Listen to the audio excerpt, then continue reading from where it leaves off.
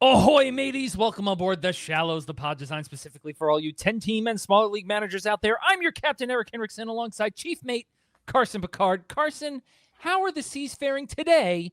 This, our 20th episode. Erik, I finally was able to track him down. Yesterday, I saw the great Shohei Ohtani live in person on the mound dueling against my Minnesota Twins. We'll talk about that later in a bit, but as a result, I am in high spirits on the Seas today. Awesome. Now, this being our 20th episode, I didn't even put this in the rundown, but our pre-show conversation got me thinking here. What is your most favorite game that you've ever been to? Do you remember that game? Because we were just talking about games that stuck out. Like my friend went to John Lester's no-hitter, right? Or perfect game. So like what do you have a game like that? I mean, I went to a game where Clayton Kershaw took a perfect game through 7 innings. Which, as a fun fact, he got pulled in that start. And so, as a fun fact, Clayton Kershaw has never allowed a hit at Target Field, which is really crazy. Funny. That's really funny. That one will always live in my heart. Some of the old Twins games at the Metrodome when I was really young, seeing, Mauer and Morneau and those guys were great. And then if I had to say, there was a game against the Rangers that I want to say went into like the 11th or 12th inning, and the shadows were right over home plate and no one could hit anything. And there was just a collective, not even like enjoyment that they won, but just like a sigh of relief. It's like, thank goodness God. It's over. Oh, thank goodness. That was a lot of fun. That was collective feelings in baseball stadiums are always a great time. Yeah, that's really cool. One of my favorite memories of going to a game was I went to the game that they honored Bob Shepard at Yankee Stadium. That's cool. Yeah, so they had his voice play, and it was the first game that he didn't do in decades. So that was really cool. And my buddy sitting next to me calls a Jason Giambi home run for the Rockies. Oh, that's there, and he just goes, Giambi's gonna homer in this one. I said, what do you mean? He's terrible. Bang. Home run. It was, yeah. That's so wild. That was probably the coolest thing because they did have, if I remember correctly, they had the microphone silent. It was 15, 16 years ago. They had the microphone silent for a little bit, but then they were playing his audio, so that was pretty cool. That's really cool. If you, by the way, in the comments have any great game stories, the games you went to, do feel free to let us know in the comments. We would really love to read them. Yeah. I love sharing baseball stories, and so one more question for you then. How many stadiums have you been to? And what's your favorite? Ooh, I haven't been to many yet. There's a Midwest kind of like Rust Belt road trip I'm planning on eventually taking to see a bunch of them.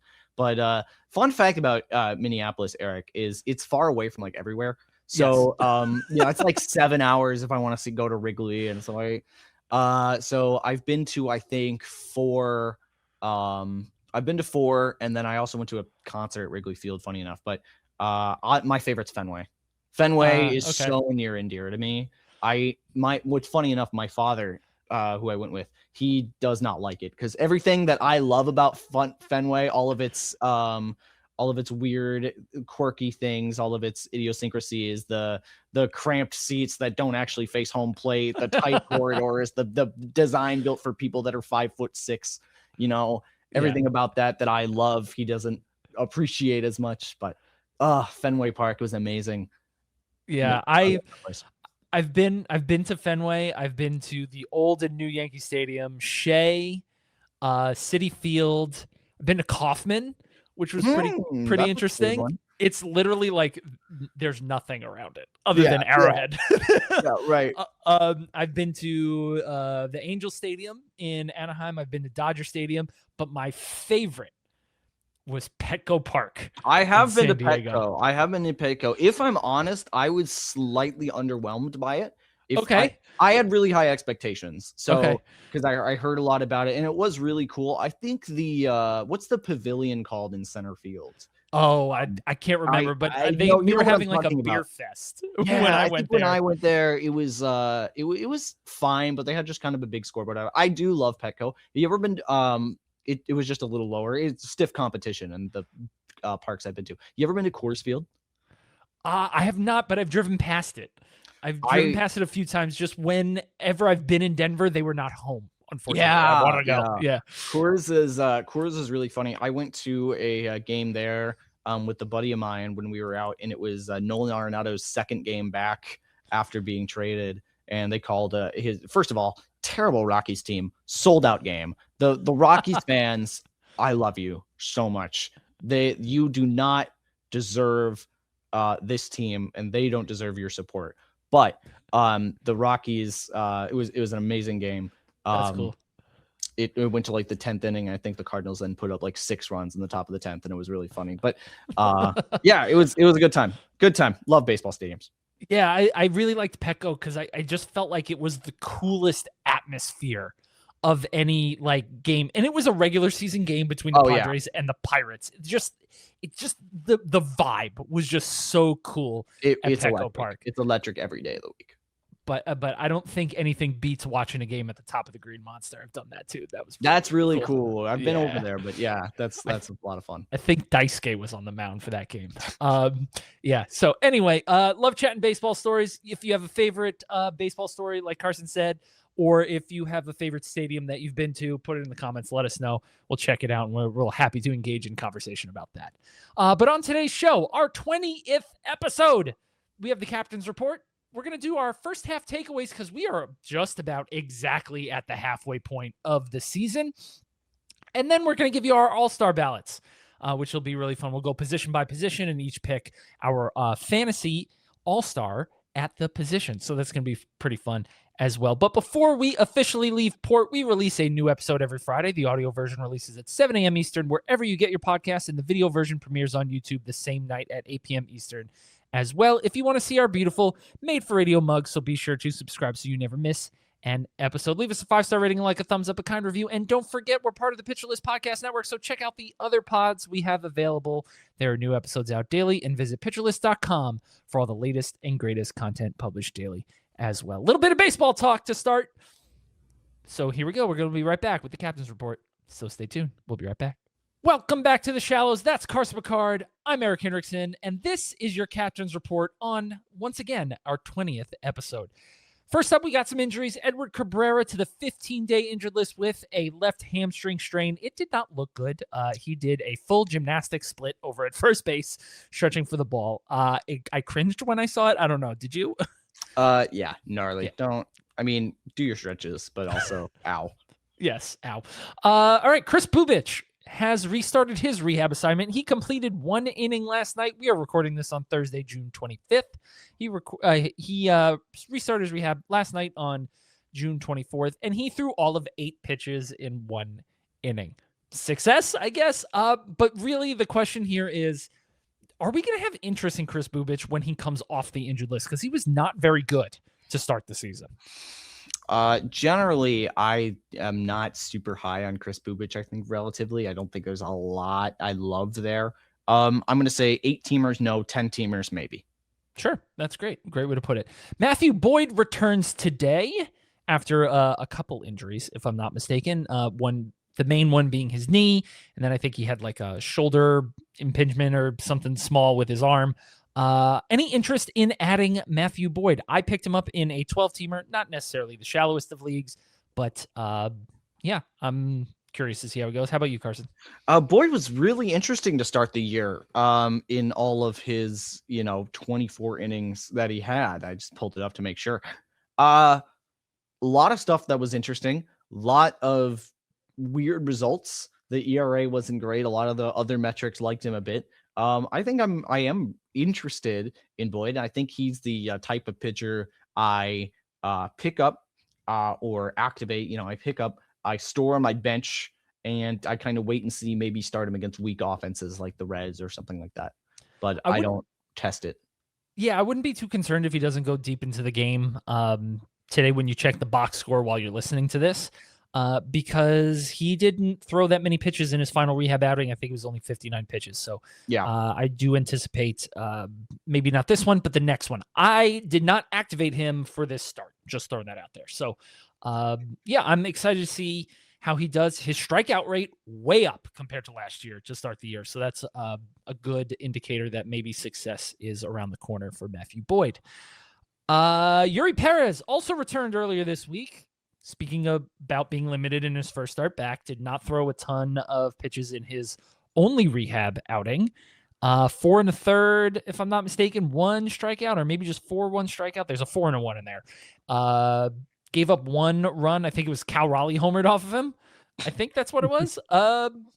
Cal Raleigh also has not been great since coming off the injured list, despite having a ridiculous performance on his rehab stint. Yeah. But Yuri Perez, you getting him back in your lineups next week? I hope so. Yeah. I mean, yeah, I think Yuri is a great talent. The ERA is not representative. He got crunched for like no apparent reason. And he's too good to fail like this. Right. And I will say this, though. It was 4 2/3 innings. No walks. That's what we want to see from Yuri. Lovely. Yes, because his last 2 outings before he got hurt, he also had no walks. So I'm glad that he's hopefully picking it up right where he left off. All right, moving on to top performers over the last week. This is definitely something that I know you and I talked about wanting to address a little bit more, because we are a weekly show, so it's hard to always give you like the news that we might be recording on like Wednesday, and then you listen to it on Friday. So Carson, good on ya, as they say, for instituting this. Top performers of the week, we have Dansby Swanson. Oh, dude, my goodness. He's been crazy. Oh my goodness. 11 for his last 23, 4 homers, 4 stolen bases, and he had more RBIs than some fantasy teams in one day of a doubleheader than some teams that I've had put up over an entire week. Carson, is Dansby interesting again? Yeah, I mean, this is one where I think, first of all, if you have the chance to buy in now, this is one of those hot streaks. But I think Dansby's talent is such that these kinds of performances are, I mean, no one's going to do this for any extended period of time, but being able to have these big swaths of production, I'll tell you what I love the most here. It's 4 stolen bases. That's something that really is sometimes tricky to nail down. The 4 home runs that can come and go. The stolen bases is a conscious decision, not only getting on base, recognizing opportunities, having the legs to get there. I mean, that's a whole different ballgame. 4 home runs, 4 stolen bases, 11 for 23, getting extra base hits in there as well. That's great. And now, as we're seeing injuries start to pile up and all different types of openings present themselves, I think, yeah, absolutely should be rostered, maybe even started in a 10-teamer. You know what's crazy to me about Dansby is he probably couldn't have been any worse up until this last week. Oh, he's been rough. He's been really it's rough. Been so bad. If you go to his StatCast page, now we always go, oh my goodness, it's so red. If you go to Dansby's StatCast page, oh my God, it's so blue. Like his rolling WOBA, the chart on the right of Fangraphs, is about as low as it can go and about as blue as the line can get. It's absolutely crazy. But to me, I feel like he's just been unlucky. His BABIP is super low. His walk rate is way up. His strikeout rate is down. The ISO is up. I just feel like this could be the beginning of a guy really helping you out, going forward. Maybe he has a really good summer here that can help propel you forward in the standings. I don't know. It's just he's just had a weird. It feels like he needed Yeah, he feels like he needed a screw tightening. Yeah, and maybe he just made a little mechanical adjustment. I mean, for him to have this is another crazy part to me. For him to be as bad as he's been, and generally hitting out of the 9 spot in the order, for him to have 46 RBIs, and I understand 11 of them came in one day, but for him to have 46 RBIs, as bad as he's been out of the 9 hole, is pretty crazy. Yeah. So I think 11 homers, 10 stolen bases already. He's still on pace for 2020, as I think we all anticipated. Like you said, he was the rock before or the cliff before not letting any more shortstops get off the board. Yeah. Is that cliff as far down as you had said? Who knows? I still think there's a definite gap of the top tier of shortstops. It's just it's been an interesting year for some of the guys at the top of the rounds. Yes, absolutely. A lot of injuries at the top too. All right, moving on. Caleb Durbin also has had a phenomenal week. 11 for 24, 2 homers, 2 stolen bases, multi-position eligibility. Was traded to the Red Sox for burgeoning ace Kyle Harrison, which tangentially, if you really want to trace it back, was traded for Rafael Devers.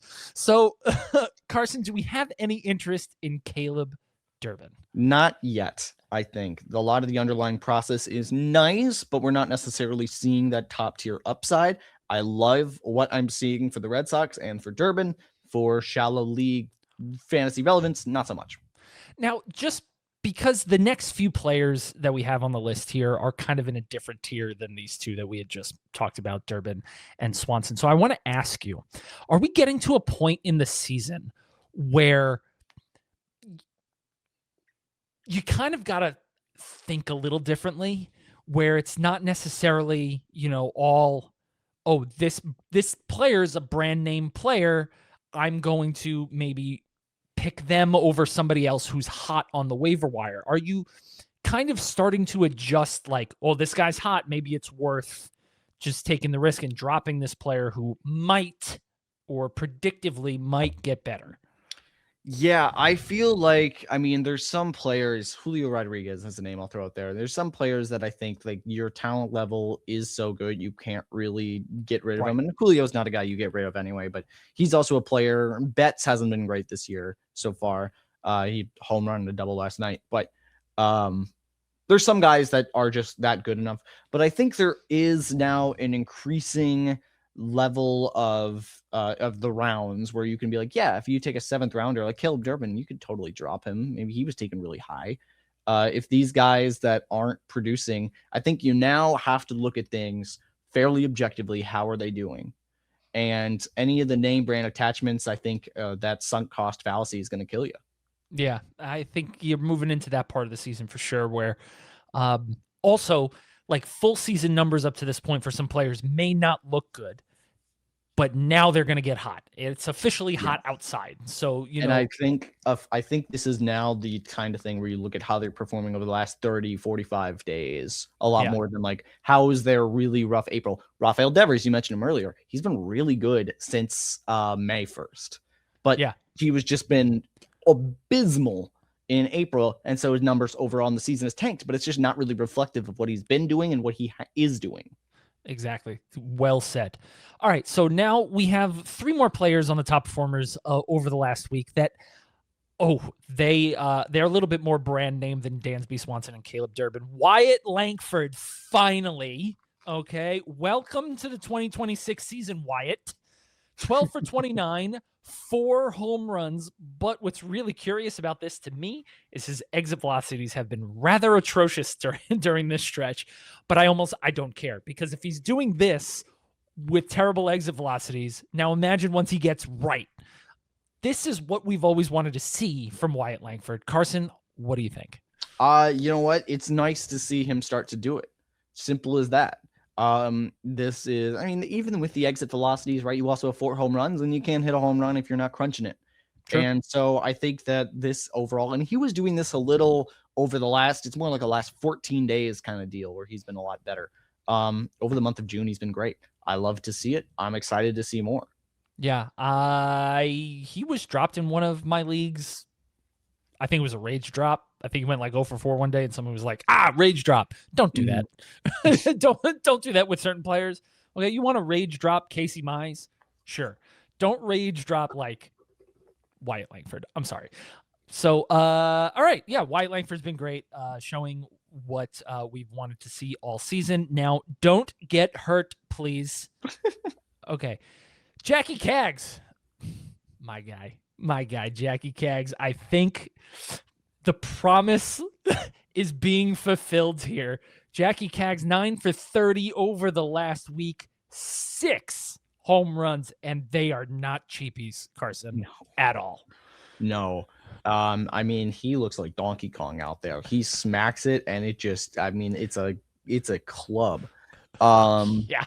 Jac Cagalione, man. I think next year is going to be really interesting for him. I feel like there's a tweak that can be made to elevate him into that next level because he's kind of like Schwarber light right now. That's kind of what I feel for him.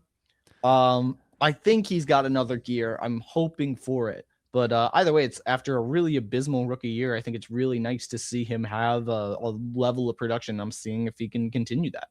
Fun fact, he was the last qualified hitter earlier this season to have an RBI.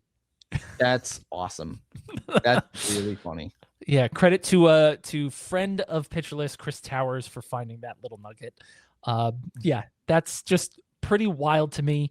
Love his plate discipline, Jackie Cags. Swing strike rate a little higher this year, but as you just said, having an abysmal April is still reflective in these numbers, and so I think his plate discipline metrics, his contact percentage, swing strike rate are all a lot better than they may appear on the surface. And man, he is going nuclear right now. You know who else is going nuclear from the mound, though? Everyone's favorite problem child. I don't know how. Who knows? Who knows what you want to call Kyle Bradish at the moment. 15 2/3 innings over his last 2 starts, 11 hits, 1 earned run. That's a .57 ERA. And what I really like to see here is 21 strikeouts. Carson, can we buy back in fully to Kyle Bradish? Because we thought we did a couple weeks ago, and then he was bad again. But now he's the best we've seen. I think we'll stick with it. I think I'm sticking with it. Just like, yes, he's good. And you average it out over June, he's had a good month. Yeah. Just roll with it. Yep. I am all in on Kyle Bradish. One player that is not on this rundown that we haven't really talked about, he's not a top performer whatsoever, but he is pitching today against the Cubs. I'm literally going in the opposite direction here. Freddie Peralta has been really bad. Freddie Peralta has been bad. Can we talk about that real quick? Yeah. Bye. Yes. Bye. I agree. Bye. Yes. Bye. He had the worst start of his career. He's not this bad, and I feel like he's been very unlucky. Yeah. Yeah. Okay. Just by the way, get that. Speaking of the Mets, did you see the error cycle they had yesterday? No. Oh but my God. I love it. Oh my God. Erik, you listen. It was so funny. Everyone should just see it. It's everyone. I love the Mets so much. Was it like 6 errors in a game? What it was something like that? I can pull up exactly how many. I know everyone in the infield had an error. It was beautiful. I mean, it was just an incredible game. Yeah, 6 errors for the Mets. Woof. In a 10-5 loss against the Cubs. Just like, my goodness. And then the Cubs were like, yeah, we'll poach one of your guys. We didn't even talk about it, but they trade for David Peterson. Oh yeah, they did. Yep.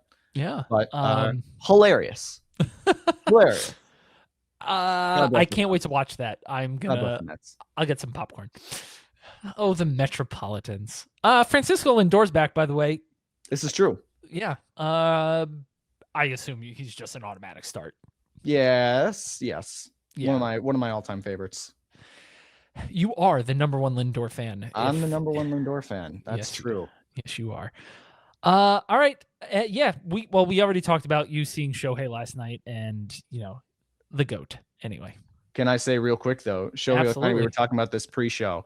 Shohei Ohtani has thrown 25 pitches over 101 miles an hour in his MLB career. 5 of them were last night. That's wild. He was very upset, and it seemed maybe like he was trying to hit Dalton Rushing. Yeah. If you haven't seen those clips, Shohei was not happy with the rookie. Not challenging some pitches, and I think Dalton Rushing's time in Los Angeles is numbered because of that. So they do not like him. No, he is a madman. Mm-hmm. Dalton Rushing, yeah. So I wouldn't be surprised if he ends up on some team and is just an absolute animal for them. But yeah, I don't think he's long for the Dodgers. Yeah, future Marlin. Wow. Just gonna exile him, huh? Yeah. Normally I'd say you exile him to Pittsburgh, but Pittsburgh's actually interesting. Pittsburgh is doing pretty good. Yeah. All right, so that does it for your captain's report. When we come back, it'll be our first half takeaways. So stay tuned. We'll be right back. Welcome back to the Shallows. That's Carson. I'm Erik, and this is our first half takeaways. So Carson, you're up first. What is your number one takeaway from the first half of the season now that we are basically at the exact halfway point? Yeah, teams have played about 81 games, give or take. We are right there. The All-Star break is a couple weeks away. The trade deadline's a little over a month away. Lots exciting. Here's my midseason takeaway, Erik. The American League is bad. It's bad. There's not a lot going on. Now, I know you're in Yankee land, so maybe from your perspective, things are a little rosier.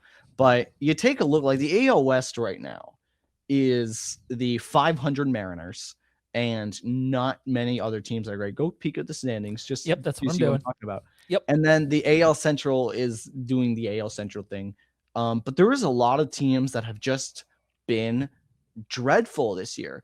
I mean, the Tigers have been really poor. The Royals have been terrible. The Red Sox have been awful. Love it. And then you got the, you have the Angels haven't been great. The pitching for the Athletics has been horrific. You've got all sorts of just bad teams in the American League. And here's the kicker. There are three teams in the American League with a positive run differential. One of them is the Mariners, who are holding on to a +4. So it is very thin in terms of the quality up there. And it's surprising. There's a lot of just underwhelming teams in the AL. There are 4 teams in the American League above 500. Yeah. Yeah. Usually the entire American League East is above 500, and then maybe you got like the last place team is hovering. But, this is not – I have not looked at the standings. It's not bad, but it's not good. Let me tell you how bad things are, Erik. The Twins are 38 and 44, and they're 2 games out of a wild card. Yeah, that's rough. The White Sox are in first place in the Central. The Red Sox are 6 games out of a wild card. That's bad because they're 14 games under 500. They're not. Yeah, it's kind of anyone's game for that third wild card spot, and even the second wild card spot. The Guardians are holding it now, but it's crazy. And I think also that even the top performers in the American League, Schlittler's been great. Jordan's been fantastic. Some of the rookies have been really solid. But after that top 3-4 players, I feel like it's been fairly underwhelming in terms of the really excellent American League guys. All the headlines are about the National League.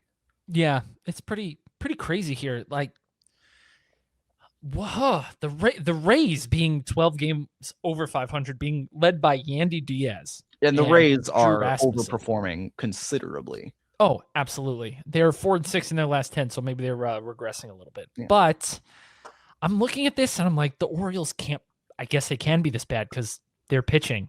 The Blue Jays, Vlad Guerrero has turned into a pumpkin. Yeah. Like, what is going on with Vlad? I know we talked about him a few weeks ago, but the Astros can't throw a baseball. The Athletics can't either. The Rangers' offense is just still really poor. Like, there's just, and then you got like some of the dark horses. So the Tigers have just evaporated. Yeah, they are horrific. The Red Sox, everyone has already talked about them, but they're Mets American League.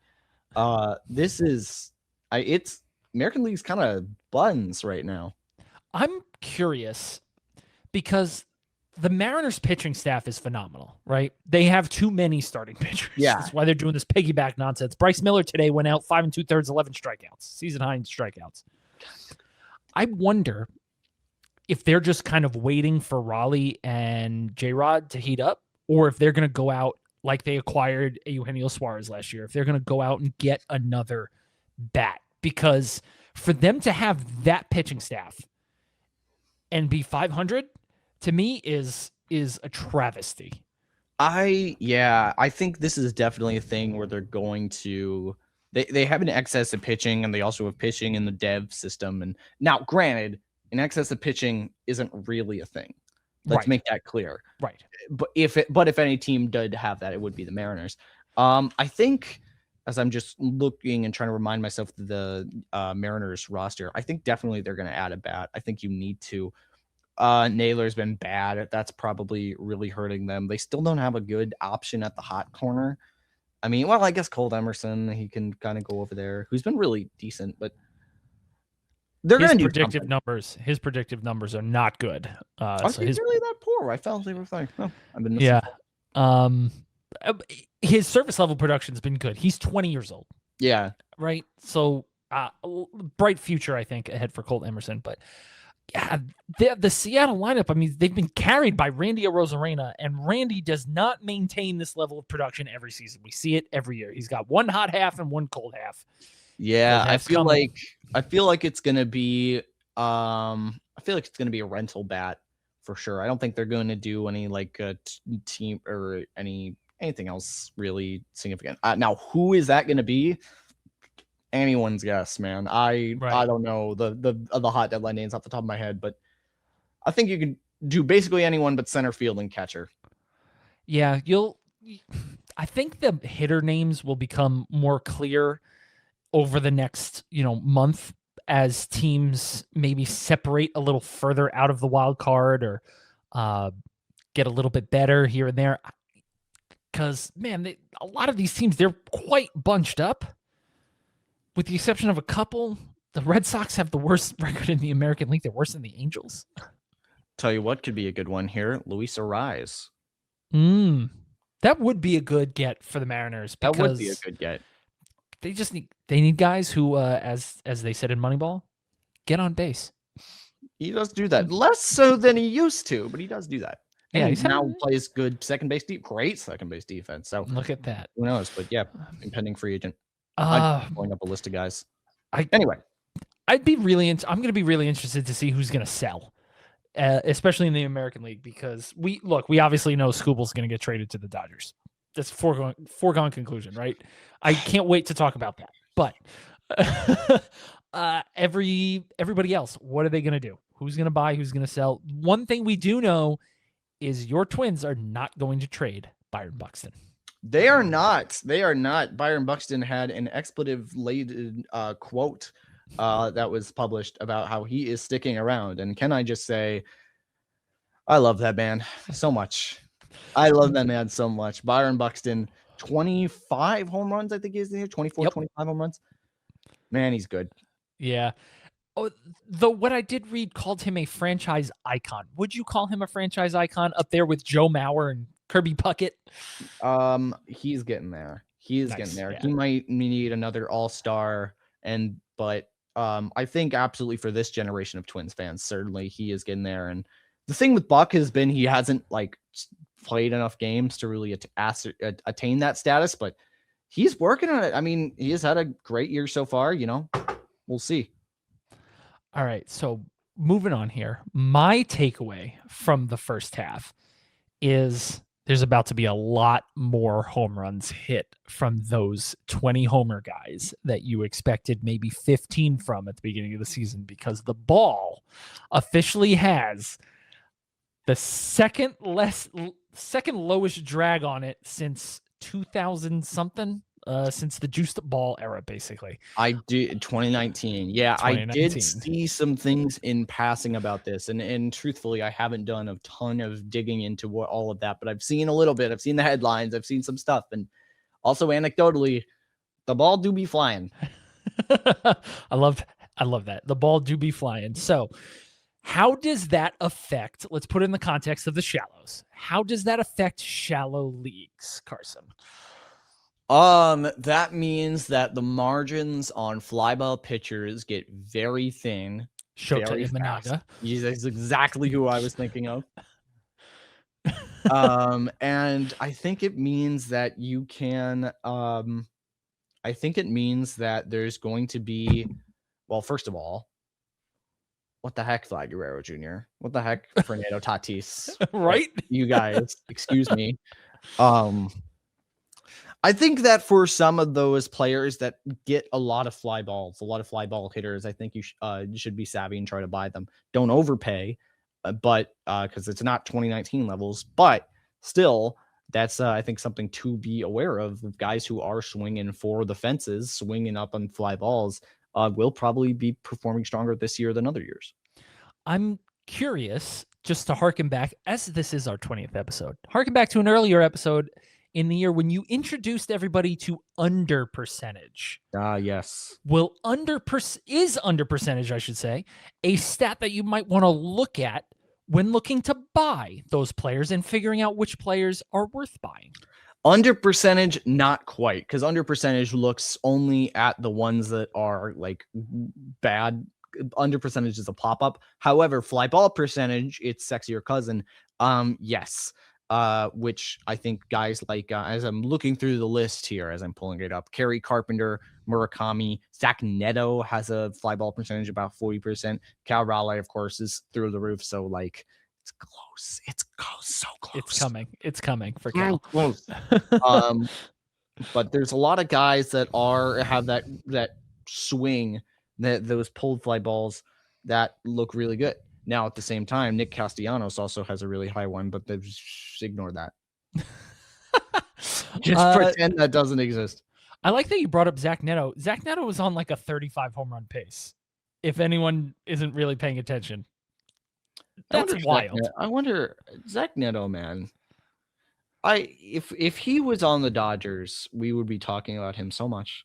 We would, but he's on the Angels and striking out 32.7% of the time. So there you have it. No, we're not. Yeah, exactly. But he is really good. He is really good. All right. Yeah. So my takeaway is that the ball about to be flying, to try and put it in Carson's lexicon there. So my take on how this affects shallow leagues is that you're going to be able to be a little bit more cavalier with your hitters, especially up until mid-September, when it starts to really cool off around the country. I think you'll be able to look, marquee names do not drop. Okay. Like, don't be silly. Don't look at Caleb Durbin and go, oh man, Ketel Marte's been cold. I'm going to make that swap. No. Don't do that. That's not the level of cavalier I'm talking about.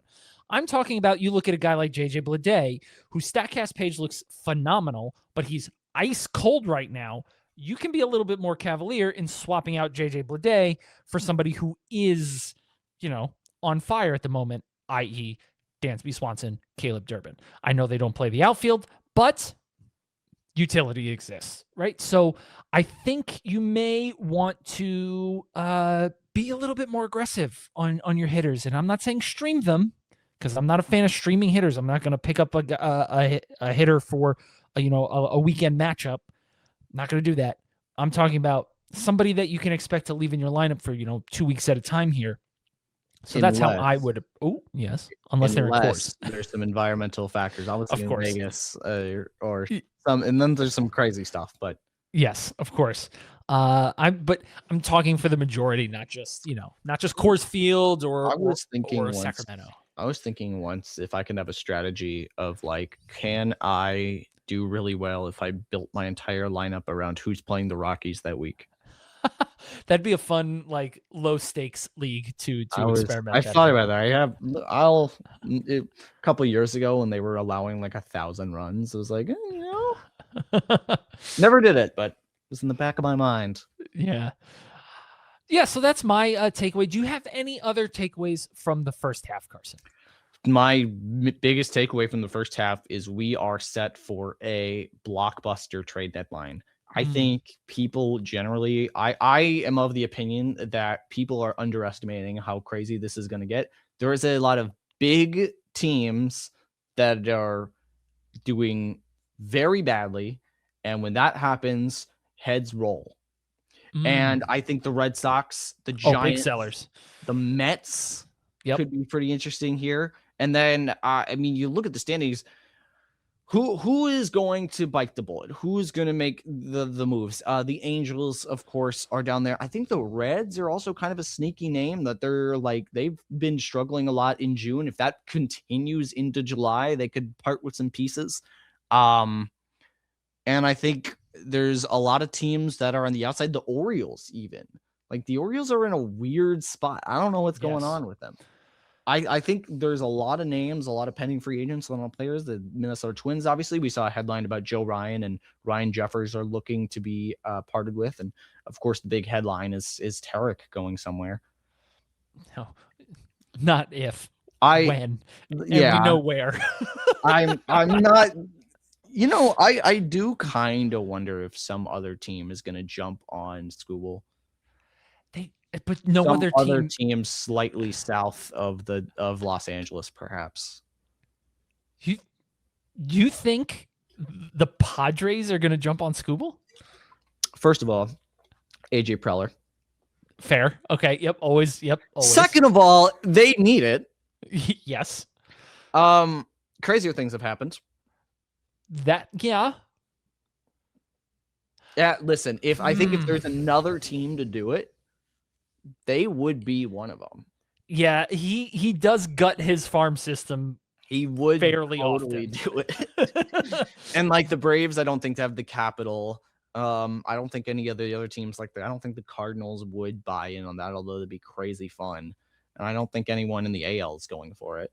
See, the thing, and why I'm so adamant that it's going to be the Dodgers, and most people are, is because they can just empty the farm system. Well, they have the stuff, and they still have plenty left. They have the stuff, but I do wonder if I don't know, maybe they're going to be a little too comfortable with that. We'll see. Yeah. Well, yeah, we will see. I think it'll be a fascinating trade deadline, regardless. So I agree with you on that. All right, my other takeaway from this first half is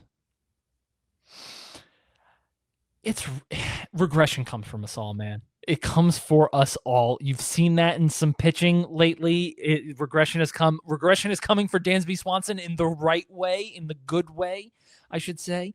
So regression comes for us all.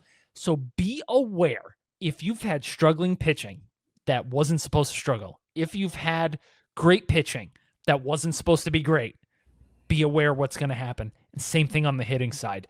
I do think at some point you're going to have some players who maybe that were really hot in April have been really cold since. They're going to heat up again and get back to the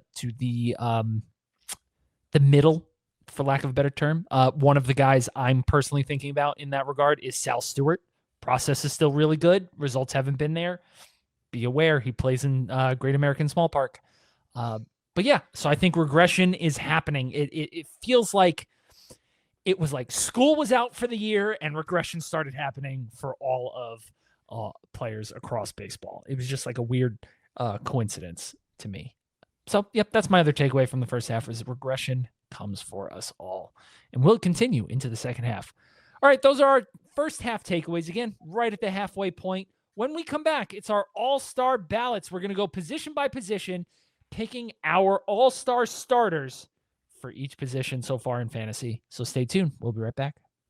Welcome back to the Shallows. I'm Erik. That's Carson. And these are our all-star starters at each position so far this season, or really just in general, because the all-star game is coming up in a couple weeks. Has voting closed IRL? It's either about to close. I think it's still open for maybe a day or so. Yeah, Vlad, like almost doubling Ben Rice's votes is a travesty, though he does have an entire country voting for him versus 2/3 of a city. I'm giving Mets fans the other third. All right, so here we go. We're going to start at catcher. These are our all-star starters. We're going to alternate between Carson and myself, but we're going to go through each position here. Carson, who is your all-star starter at catcher? At catcher is so difficult, I think. Well, first of all, I'm not going to say Ben Rice because he has some eligibility in some leagues, but that's a little too easy. I'm not going to do it. You know what about that. So in terms of actual catchers, it's tricky. There's a lot of guys at the top, but I still think right now it's a tie for me between, and you know what? Actually, I'm looking a little deeper. And it's not a tie. By a nose, it's going to be Dylan Dingler for me.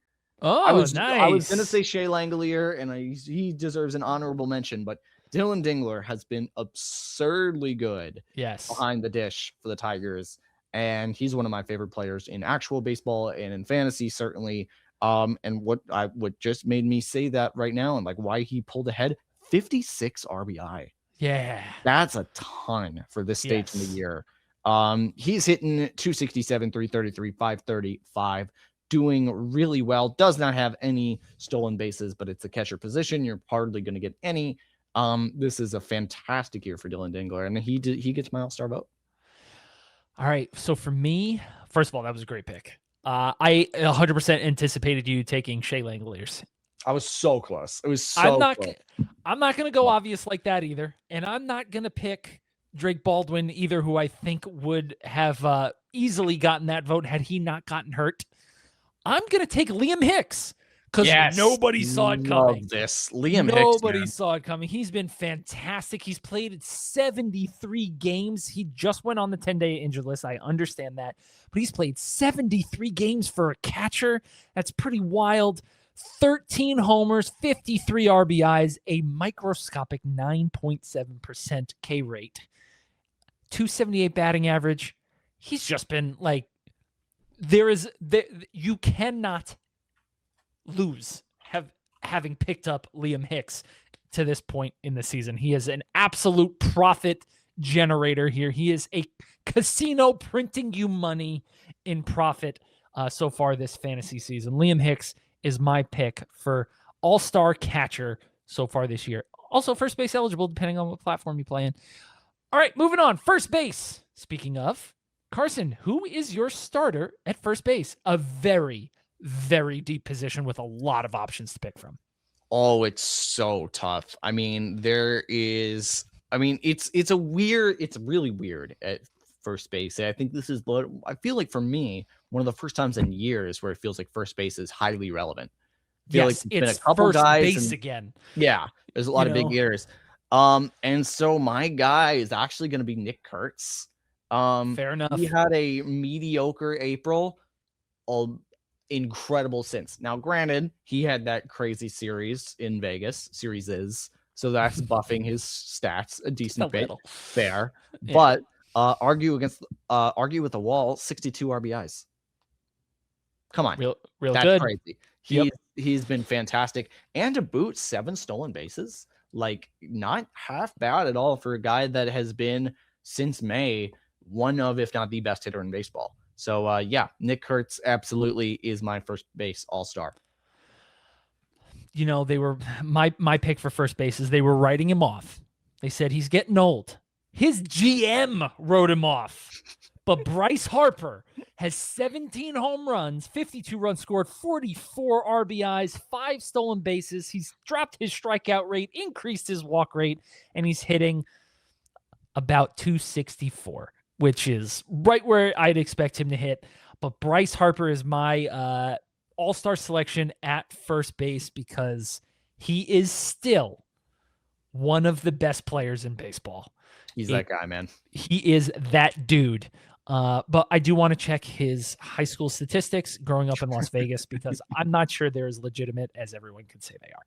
Based on the Cup series, yeah, fair enough. Okay. Yeah.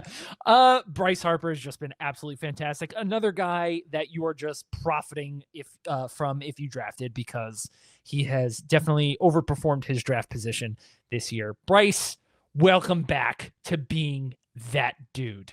All right, give an honorable mention real quick, though. Sure. Wilson Contreras for the Red Sox. Yes. Wow. If you took him like I did, wow, he's been good. 280, 375, 520. Great season. And you know what? While we're at it, let's shout out Miguel Vargas for having just an outstanding season so far as well. All right, moving on. Second base, Carson. Who is your all-star at second base? The top guys at the position have probably not earned that vote yet. No, Marte's been a lot better, but for me, this one is no question. It's been a few years since he's been at the top of his game, but I am so happy to see him back. Brandon Lau, have yourself a first half. 249, 326, 515, 19 home runs, 51 RBI. He has been fantastic at second base. for the Pirates. And I am ecstatic to be a Brandon Lau owner. Feels like he was like undervalued getting there, and this is a great resurgent year for him. Totally dispelling the fact that you can't homer at PNC Park. FYI, he is crushing the ball. Love Brandon Lau. We did say, do not let him get I don't know, sniped from you in your drafts, right? Because we were like, he is the bottom second baseman where do not go past this point. And we also called him a sleeper at second base because he was about the 10th second baseman off the board in the preseason. I am going to pick somebody totally different. He does not have 19 home runs. He does have a handful, though. Running, hitting well over 330. It's one of your favorites from the Miami Marlins. Otto Lopez is my all-star pick at second base. Look, I drafted Luke Keeschel in a Keep Forever League. Made sense in the preseason. He was terrible. I picked up Otto Lopez, and I could not be happier. Otto Lopez has just been absolutely fantastic this season. Much like the other guys we are mentioning here, you are profiting if you have Otto Lopez on your roster. 6 homers, 51 runs scored, 35 RBI, 16 stolen bases, and he's hitting 340. Otto Lopez has just been great. Oh man, he's been awesome. Now it's gonna come a little down to earth. Of course. It will for sure. But Erik, I'm happy.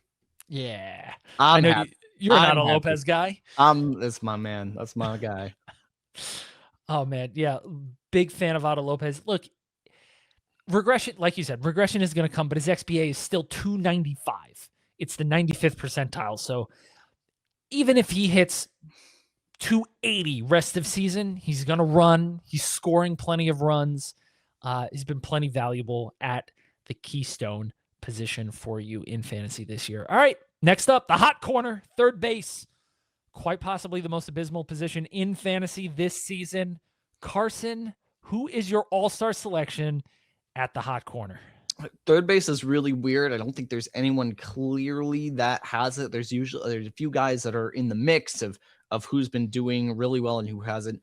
But I'm going to, we already gave the flowers to Miguel Vargas, who, by the way, has been fantastic. So I'm going to go Junior Caminero for this one, who is hitting 285, which is just great. That's crazy. That's great, considering he's also got 19 home runs. And the RBI has been a little on the slow side, and he does not steal bases. But Caminero, after a breakout season last year, is kind of reestablishing himself, or not reestablishing, but continuing to establish himself as the best or one of the best third basemen in baseball. He's been fantastic. 285, 377, 519, 19 home runs on the year so far. Closing in on 40 home run pace, maybe lagging just a tick behind. Doing great. Carson, you didn't say that he had a 3-homer game today. So just throwing that out there. And that's how because I'm looking at his stats. I'm like, no, that's not matching up. That's not matching up. What are you saying? And then I look up on the live stats, 3 homers, 6 RBIs. The man is just, he's barely a man. He's 22. He's just wild. He is phenomenal. He is dispelling the fact that you can't hit at the trop also. All right. So my pick for an all-star at third base. Okay, this is really rough because the position has been quite bad. You have a lot of options here, though, that have been sneaky good. You got Kevin McGonigal, Sal Stewart, multi-position eligibility. JJ Weatherhold's been very good, but I'm not going to pick any of those guys. I'm not even going to pick J-Ram because J-Ram was not great. Ran a lot.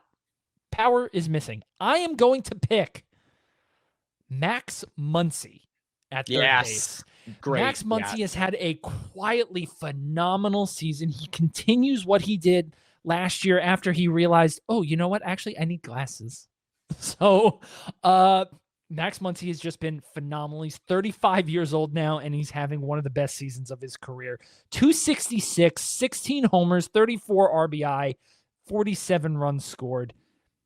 It's just, he's been so solid. If you drafted Max Muncy, guess what? Just like everybody else, you're profiting.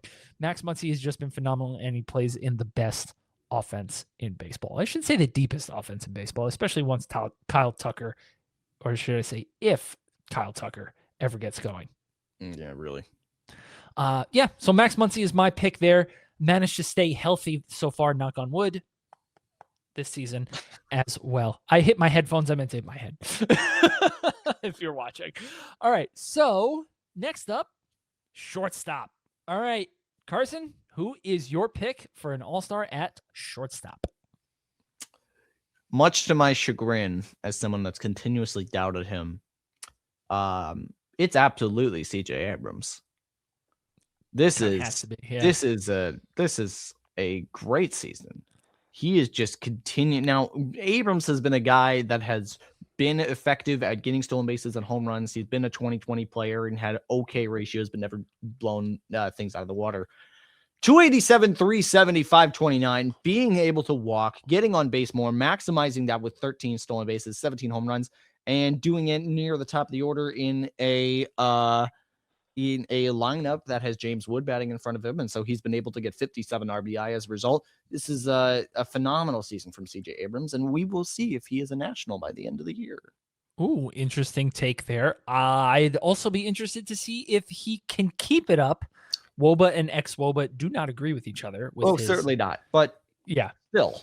Yeah. Oh, we are talking first half here, right? So all-star selections generally happen based on performance in the first half, because the second half hasn't happened yet. Can't look into the future, right? Yeah. All right. So to me, this has been the most disappointing position in fantasy so far. Third base we knew was bad. Shortstop was so deep, and it has just been not great, especially after you get past like the top 3 performers so far at the position. Lindor's been hurt all year. Ellie De La Cruz just missed 3 weeks. Gunnar Henderson's been lucky to hit his weight. Okay, Mookie Betts has not been great. So this is really tough. Bo Bichette's been really good over the last 3 weeks. I don't want to pick him. This is the hardest position for me to pick. You picked basically the choice in CJ Abrams. I will say Ellie De La Cruz. I know he's missed 3 weeks, but Ellie's just been fantastic. He's showing improvements where you want to see the improvements. And now he's going to play with the Heat at Great American Small Park. I anticipate many more home runs, many more stolen bases. Actually, you know what? His K rate is a lot higher than I thought. So maybe I shouldn't pick Ellie. No, he's good. Stick with it. He's good. Okay, yeah, I like Ellie a lot. K rate's always going to be high. Come on. Yeah, but it's 4% higher than last year. Yeah, Wrong direction. Because shortstop has been so bad, especially in the brand names, I guess I don't want to pick Bobby Witt, okay? Like, it's obvious Bobby Witt is the best shortstop in baseball, right? Who are you going to take? Who might have the best second half at this position? Because it's, like I said, not been great. I feel like this could be a really sneaky Lindor second half kind of year. Yeah. Lindor's always been a second half kind of guy, and he's obviously been completely absent. I feel like that's a name that could just be flying way under the radar of what people expect in terms of production. I feel like he could have a very nice second half. Also Mookie Betts, shortstop Mookie Betts. Look up his expected stats. They're very good. I'm going to do that real quick as I tell you that I think it would not surprise me at all if Connor Griffin is the best shortstop outside of Bobby Witt Jr. in the second half, coming back from his forearm strain. Yeah, Mookie's expected stats are real good. I know, right? Yeah. I don't know. I'm believing in him. Yeah, look, he's a future Hall of Famer. 5-time world champion, 4? I forget how many World Series titles he has. 4. Yeah, look, he's a winner. And I respect the heck out of Mookie Betts. So I will never discount him until he gives the most obvious reasons to do so. But yeah, and he hasn't done that. I'm sorry, he just hasn't. All-time great. All right, moving on to the outfield. Man, just shortstop's just been so terrible. All right, so outfield, Carson. This is a deeper position, so let's each name 3. Yep. Well, one of mine is absolutely one of the best hitters in baseball, the plate appearance leader in the year. James Wood is having the first half from last year and then some, and he has just been one of the best players in baseball. Simple as that. 20 home runs, 13 stolen bases, 265, 395, 19. Even a little quieter over the last week or so, but James Wood, he's amazing. Has been fantastic. Second guy is Yordan Alvarez. I'll be the one to say it. Yordan Alvarez. I was doubting him coming into the year. I feel foolish for doing so. He's also been very healthy. So credit to the Astros training staff. That's the first time anyone's ever said that. I was going to say, tell you what, he's done it. And Erik, I know you're not going to like it. I know who you're picking. Go ahead. Just say it. Just say it. Listen, he's been so good. Yeah, yes. Pete Crow Armstrong has been outrageously good this month. It's one of the best months a center fielder has had in the last couple of decades. He hit for the cycle and got picked off at first base. Yeah. Okay. Which is really that's the funny. only negative I can say about him this month. It's just been absolutely outrageous. We'll obviously see if he keeps it up, but as it stands right now, he's got 17 home runs, 18 stolen bases to go along with it, very easily getting to 2020, knocking on 2025 pace. Pace is more 30 pace. Yeah, we'll see how the hot stretch goes. Still, right. 285, 366, 520. I mean, this is an outstanding season so from Pete Crow, and of course, not that it's fantasy relevant, but he's playing some of the best defense in center field that we've seen since Andrew Jones, and thus his value is through the roof. Yes. All right. Those are some pretty good picks, -1. But I'm joking. All right. So my choices for the outfield are going to be Kyle Schwarber, because he's just outfield.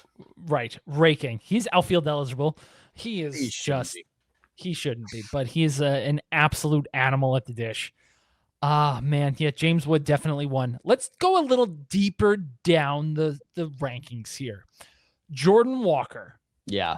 Has to be an all-star in the outfield. He, literally nobody, not a single person saw this coming. And if you did, you have the almanac from Back to the Future, okay? This is just wild what Jordan Walker has done. The transformation year over year. You don't need me to give you his stats. He's been so good, and he's maintained that breakout. Jordan Walker is one of my picks. Let's go with Randy Arozarena. Randy Arozarena has been very good, turning a profit for you based on where you drafted him. But look, we've seen this time and time again. Randy has a good half and a bad half. He had his good half first this year. Hopefully, he can maintain it in the second half, but I am not confident based on the track record. However, because his hot streak was in the first half, he earns an all-star bid here from me. And then it gets tough because I go further down this list. I see underperformers. I see guys who have gotten hurt like Aaron Judge. I mean, Andy Pages coming back down to earth a little bit recently, but has been very good so far this season. So yeah, I'll take Andy Pages. I could take Corbin Carroll, but so I'm going to take Schwarber. I'm going to take Jordan Walker, and I'll take Andy Pages as my 3 outfield all-star selections. Okay. And Byron Buxton. Oh my goodness! How did neither of us pick him? I purposely didn't, but I needed to say, yes. 100%. You know what? He'll be my utility DH pick. Yeah. Okay. Kyle Schwarber, you're outfield. All right. Sure. All right, Carson. So who is your utility or DH pick? To me, that could be anybody because you can slot anybody into that position. But do you want to take somebody who is solely eligible at utility? Yeah, I will solely eligible. Give me a moment here. I think for sole eligibility at DH, Schwarber is really the obvious one, right? Or, I mean, depending on your league format, I think I think in a lot of my leagues, he is solely utility. So I'm just going to say him. But if not, he is for me. So I'll say Schwarber. But I'll also say, hey, Shohei Ohtani's been really good in June. Hey, Shohei Ohtani's been really good in June. Like really one of his best months. Yeah. Yeah. Goat. Probably. Goat. All He's right. getting there. Yeah. Okay, I'm going to take, in this position, I'm not going to take somebody who is solely eligible at utility DH here. I'm going to take Ben Rice because he's been so good, and we have to give him his flowers as well. I know you said you didn't want to mention him for catcher. He's played first base for the Yankees. But yeah, Ben Rice, it's been a top 10 fantasy player this season. He's so good. So good. So good. Speaking of all-star selections, we have some news that broke while we're doing this segment, and we'll get to that at the very end. So stay with us here. We have just a couple positions left. Starting pitchers. Carson, name your 3 starting pitcher all-stars so far this season. Well, it's the 3 guys this year. It's Miz, it's Sanchez, it's Schlittler. Yeah. Honorable mention, I think, to Ohtani, who probably would get there if he threw more innings. I can't. Yeah. There's literally nothing to argue about. Those are the best 3 pitchers, period, so far this year. Just to pick 3 other players, I'll go Chase Burns. I'll go Dylan Cease. Yes. And I'll go, Yamamoto. Is that too obvious? Sale. Yes. There it is. That's an obvious one, but I'll take Sale. Chris. Yeah, I'll take Chris Sale. And honorable mention to your Joe Ryan, who's been very, very good this year. All right. First half guy. Yeah. Yeah. He is. But I'll give you another honorable mention. Sure. Zach Wheeler. Oh, yeah. We were wrong. Yeah, we were wrong on this. We were both wrong. We were both wrong. But you know what? Credit where it's due. He's been great. Yeah, he has. Great. Should one more honorable mention? Parker Messick? Sure. Yeah, why not? And Logan Webb, since coming off the IL, has been. Oh my god! God! So good. Incredible. Yeah. All right. The reliever is Mason Miller. Yes. It's Mason Miller and it's Louis Varland and next. And Yohan Duran has been fantastic. Why not? Highest K rate. Yeah, I'm sorry. His ERA starts with a 1. That's not. He doesn't qualify. Doesn't qualify. No, only sub 1 ERAs here. Jeez. Yeah, definitely Louis Varland and Mason Miller as the 2 and the 1. Oh man, so good. Brian Baker, who has taken the closer role for the Rays, which has never existed, and is now good for him. Yeah. All right. So, what's your news, Erik? My news is that the All-Star Game finalists have been announced. Yes, I saw this. As we're doing this. 7 Blue Jays players. It's just ridiculous. Ernie Clement finished as the most in the American League, which makes me mad. That makes me so mad. No, it makes me mad. I'm going to say that. Come on, guy. He doesn't even make the fantasy All-Stars. So please. My goodness. Ernie Clement will be the American League second baseman. Absolutely wild. He finished as the top vote getter in the American League. What? Yeah. Jordan Alvarez and Aaron Judge are in the Bobby Witt. We got a designated hitter is Jordan Alvarez and George Springer. Oh my God. All right. Shallows listeners and Canadians, listen. I love you, Canadians, but we got to do something about this. Do not let the Blue Jays crowd out. We will end the show if Jesus Sanchez gets in over Byron Buxton for the outfield. I am not coming back. You need to go rally in the streets of Minneapolis, Carson. I'm going to stand outside with a QR code and just vote for Byron Buxton. Yep. Yeah, this is... okay, do you know the actual definition of atrocity? I like what the dictionary definition. Yes. It is a wartime act of cruelty is an atrocity. This all-star return is an atrocity, okay? It is literally Canada waging war against every other Major League Baseball player and team and says, no, we need our all-stars. We want to see them play 1 extra game, 2 extra innings. That's what we need to see. But, Blue Jays fans, you did have 2 extra innings in Game 7 of the World Series last year. How could you forget? I love the sarcasm. And with that, we're going to wrap it up right there. That was a lot of fun this show, giving you our all-star starters, our first half takeaways, and talking about top performers of the last week. If for some reason you're only listening to this little bit of the show, why? Go listen to the rest of it. It was phenomenal. We'll be back next Friday with a brand new episode. To make sure you never miss an episode, please subscribe. We're available wherever you get your podcasts. And if you have any questions for us to answer right here on the pod, reach out on social media, leave a comment on YouTube, hit us up on the PL Discord, or email us at theshallowspod@gmail.com. He's Carson Picard at Carson Picard on Blue Sky. I'm Erik Hinrichsen at Erik Hin on Blue Sky and Twitter. That's Erik with a K, reminding you that murky waters are fine if you know how to swim. And we just gave you a bunch of players that have swam quite well in the first half. See you next time in the shallows. Take care, y'all.